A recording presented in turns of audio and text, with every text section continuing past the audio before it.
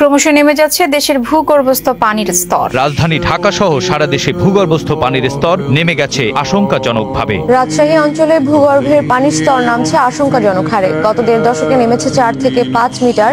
পানির স্তর অস্বাভাবিক নেমে যাওয়ায় উদ্বিগ্ন বিশেষজ্ঞরা। যদি কোথাও খুব বেশিভাবে নেমে যায় তবে সমস্যা যেটা দেখা যাবে সেখানে ভূমিধস হতে পারে।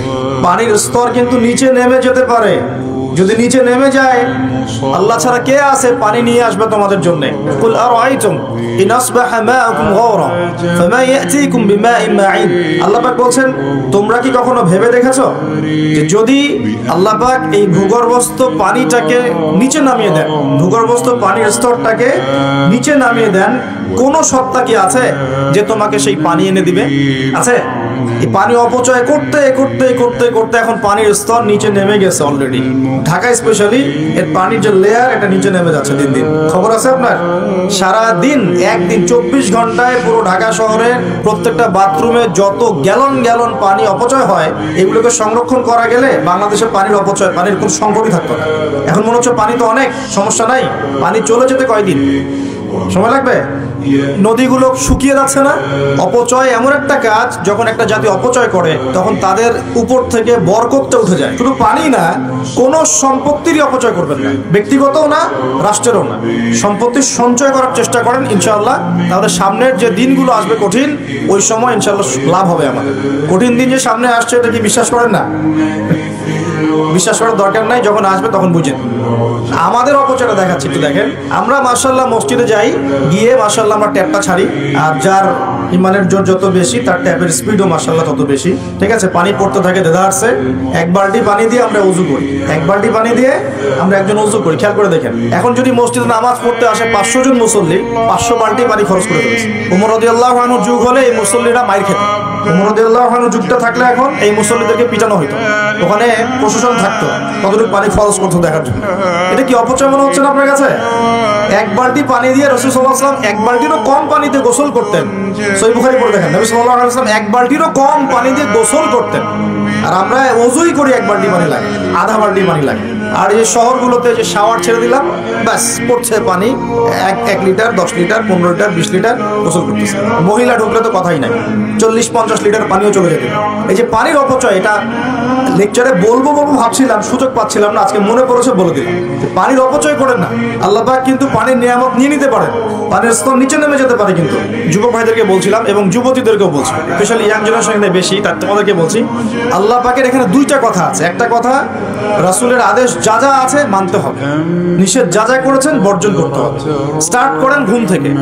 ঘুমানোর সময় আপনি সূরা মুলক পড়েন। সূরা মুলক তেলাওয়াত করতে হলে কোরআন তেলাওয়াত করার আগে শিখতে হবে, তাই তো? সবাই জানি তো? কোরআন তেলাওয়াত করা জানি? কনফিডেন্স নাই? কোরআন তেলাওয়াত করা জানেন না? আল্লাহ সবাইকে তৌফিক দেখ।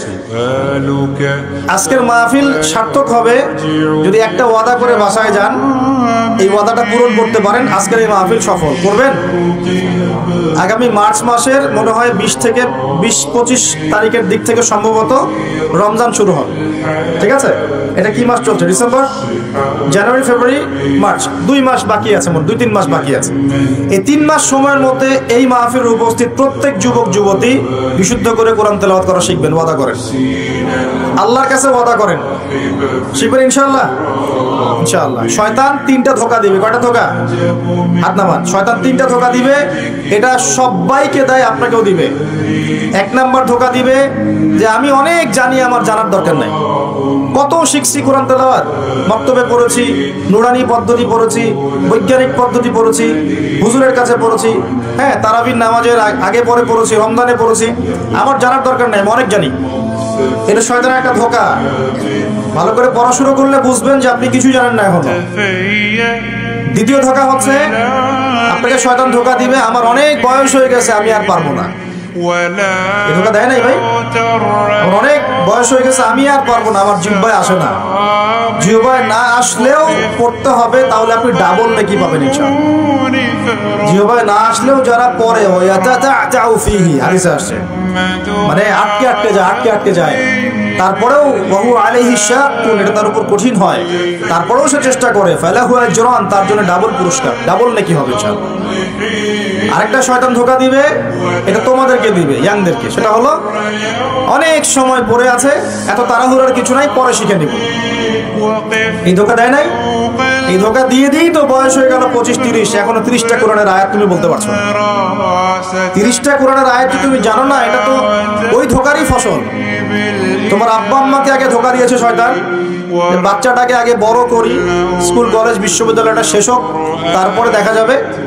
ওই করতে করতে ছেলের বয়স হয়ে গেছে 25-30, এখনো ওযুর মাসআলা জানে না, নামাজের মাসআলাগুলো জানে না, ফরজ ওয়াজিব সুন্নত মুস্তাহাব বোঝে না, আর ইসলামের গভীর জ্ঞান তো অনেক দূরের কথা।